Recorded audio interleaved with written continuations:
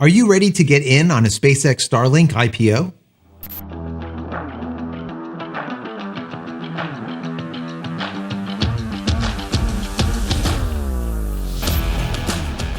Hey everybody, welcome back to the channel. Thank you so much once again joining me for tea time. Today we have a little bit of misty morning. That is it. Clean. So good. So good, guys. Hope you're joining me with your cup of tea, maybe a cup of coffee, hanging out, talking tech, talking photo, talking video. Today is a tech finance day. Something like that. We're talking about SpaceX Starlink IPO. And this came up, I was reading something over on the Motley Fool, and it was a really good article.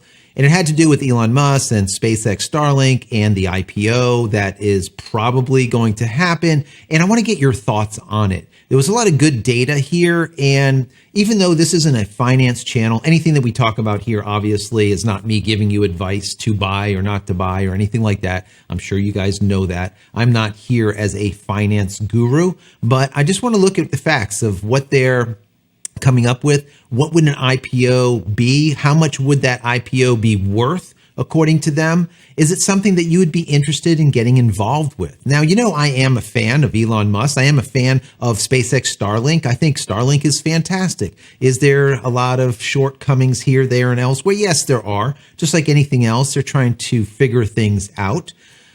I wish they would figure or calculate faster than they currently are, especially when it comes to customer service. And a couple other things. But anyways, that's not what this video is about. I want to get into this article a little bit with you, and then I want to get your thoughts. What do you think? Are you interested in this? I will give you my commentary, and most importantly, I want to know what you think. In the comment area below this video, put your thoughts.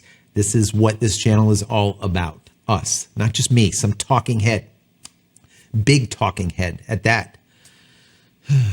Before I get into it, I want to say that if you haven't downloaded any of my ebooks as of yet, go check them out. Go over to JCristina.com/books. Also, if you want more Starlink content, I have about 90 to 100 Starlink videos in a Starlink playlist. Go check that out. There's a lot of helpful how-tos, tips, tricks, how to this, how to do that, what to buy, what not to buy, why, which is most important. So check those out also. And if you get anything out of this video at all, I encourage you, I ask you, to give this video a thumbs up. Also, if you're not subscribed to the channel, please consider doing so, and then click this button over here so when I go live and when a new video comes out, you will be notified of it immediately.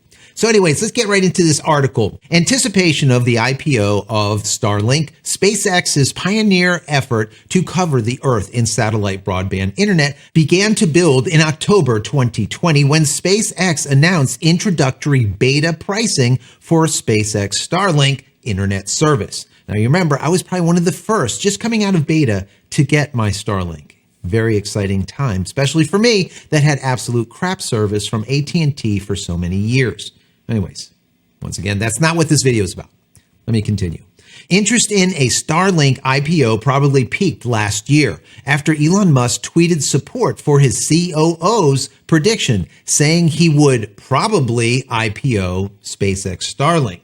Now, in a question to him, it was a comment on Twitter. I'll throw it up here on the screen. It says, can you please go IPO with it and somehow let retail investors in early? Retail always gets the tail end of the IPO. So Elon Musk writes him back and says, we will probably, once again, probably IPO Starlink, but only several years in the future when revenue growth is smooth and predictable. Public market does not like erratic cash flow. Ha ha ha. I'm a huge fan of small retail investors. We'll make sure they get top priority. Very important.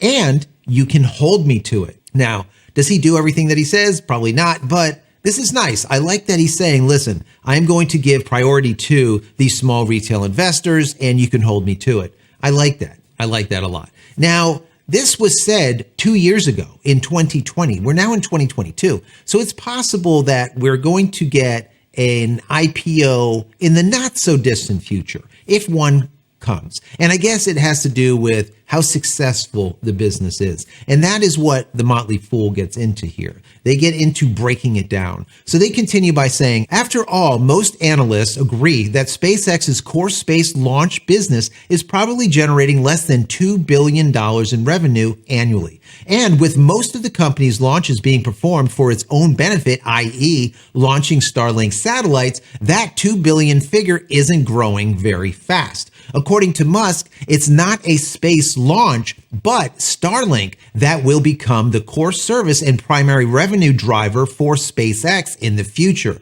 generating in excess of $30 billion in sales annually, and potentially as much as $72 billion. Once all of the company's planned 12,000 satellites are in orbit. Now, 12,000 satellites.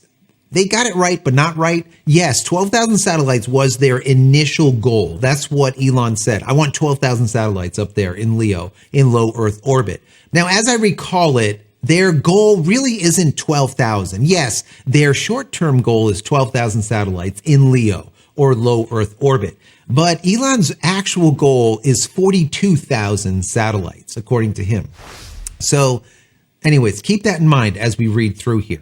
So the Motley Fool did some math, and they say, here's how the math works. At last report in June, Starlink had approximately 500,000 subscribers to its satellite internet service. SpaceX started out charging these customers $99 a month. But with inflation rising, SpaceX announced in March that it would raise the monthly subscription cost to $110. And it did. Now, $110 times 12 months a year times 500,000 customers amounts to about $660 million in revenue per year. That's an impressive sum, but it still falls short of SpaceX's predicted $30 billion in revenue and much less than the $72 billion. Even with a few customers paying higher rates for premium service, i.e. more bandwidth, a few more business as well as maritime customers paying even more, and a bit of one-time revenue from sales of the hardware needed to run Starlink, less than $300 million total. It would appear that today Starlink is still at best a $1 billion a year business. Now, what is the end game here as the Motley Fool sees it? Granted, the last time I checked, Starlink is still growing. As long as growth continues, Musk's $30 billion dream remains a possibility. The problem is Starlink may be starting to bump up against natural limits of bandwidth its satellites can support, hurting internet speeds obtainable through Starlink, diminishing the attractiveness of the service, and potentially putting a cap on how big Starlink can grow. Very, very important. And a smart statement there. This is factual.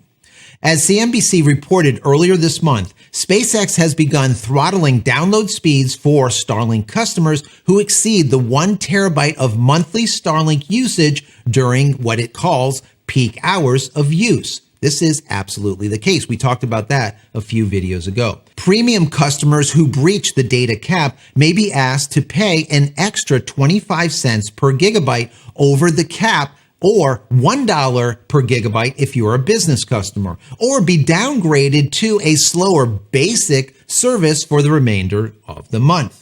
Now, I also talked about this in a previous video where I said, listen, you need to make big downloads. It could be games, or maybe you're downloading movies or doing updates on your computer, or whatever the case might be. You need to do this during off-peak hours, which would be 11 p.m. till 7 a.m. That includes stuff like your kids' games, your Xbox games or PS5 games. And I talked about it in this video, how some of these games are literally 80 to 100, 120 gigabytes of download just to play the damn game.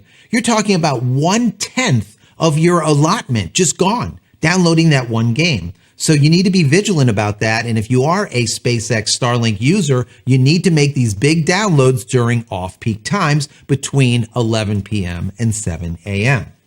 Now, they continue with every extra 25 cents or $1 if you're a business customer helps Starlink get a little closer to the $30 billion goal. On the other hand, nickel and diming customers and throttling their download speeds probably isn't the best way to secure customer loyalty or attract new Starlink subscribers.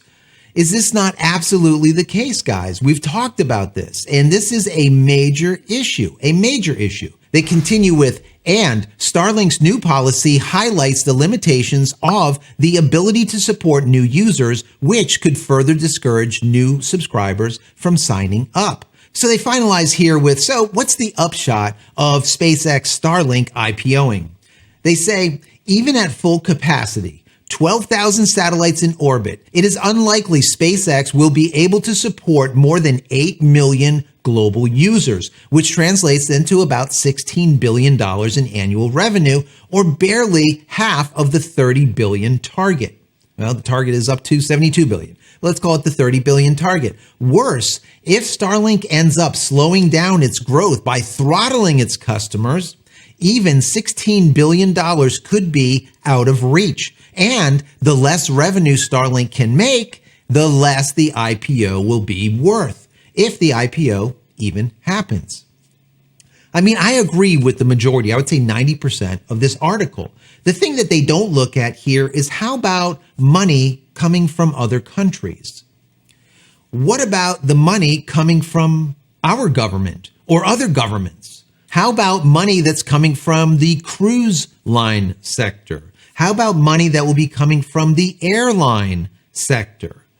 These are big business money. This isn't little business money, all right? We're talking big business. The retail people like us, all right, are a small portion. Even though we are large in numbers, they can make a lot more money with smaller amounts of business clients than they can with just us. So in my personal opinion, I don't think that it would be a problem for them to get to $30 billion, maybe even higher.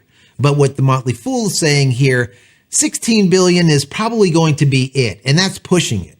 When an IPO does happen, and I do think that it will eventually, maybe not this year, but once again, when it's more smooth sailing for SpaceX Starlink and they have a grasp on, I think, customer service, and they're able to get more satellites up there and have more customers online, uncertainty makes for a lower IPO price.